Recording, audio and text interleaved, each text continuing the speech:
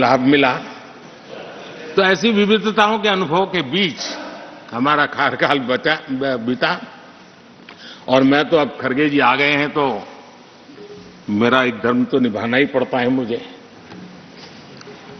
कभी कभी कुछ काम इतने अच्छे होते हैं जो बहुत लंबे समय तक उपयोगी होते हैं। हमारे यहां कोई बच्चा कुछ अच्छी चीज कर लेता है, कोई बच्चा अच्छे कपड़े वपड़े पहन करके अवसर के लिए तैयार होता है तो परिवार में एक आध स्वजन आ जाता है, किसी की नजर लग जाएगी, इसको काला टीका कर दो, तो ऐसे काला टीका कर देते हैं। आज देश पिछले 10 साल में समृद्धि के नए नए शिखर सर कर रहा है। एक भव्य दिव्य वातावरण बना है, उसको नजर न लग जाए इसलिए काला टीका करने का आज प्रयास हुआ है।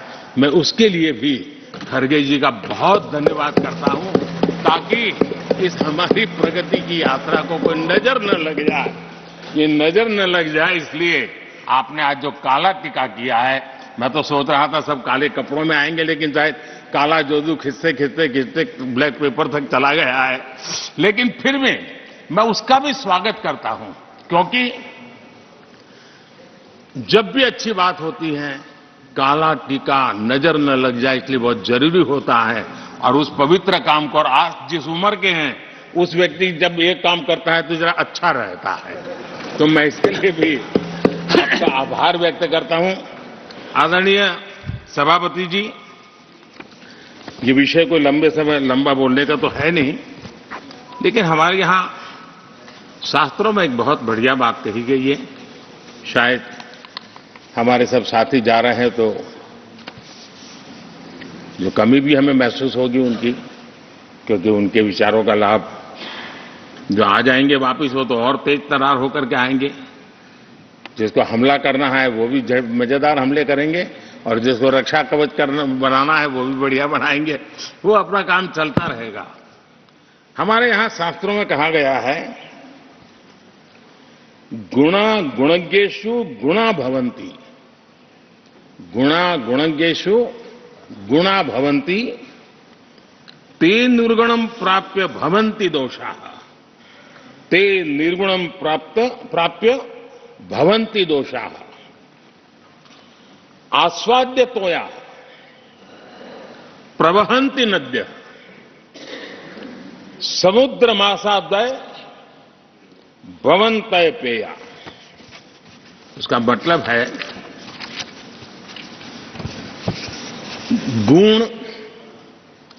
गुणी लोगों के बीच रहकर गुण होते हैं।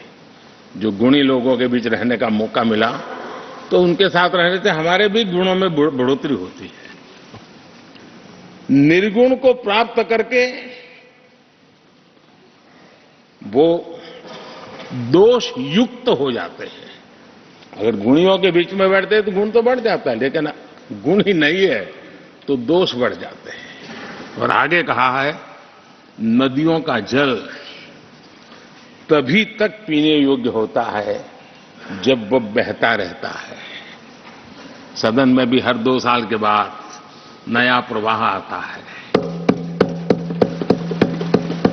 और जब तक बहता रहता है, लेकिन नदी कितनी ही मीठी क्यों ना हो, पानी कितना ही स्वादिष्ट क्यों ना हो, लेकिन जैसे ही समुद्र से मिल जाती हैं वो किसी काम की रहती नहीं है। उसमें दोष आ जाते हैं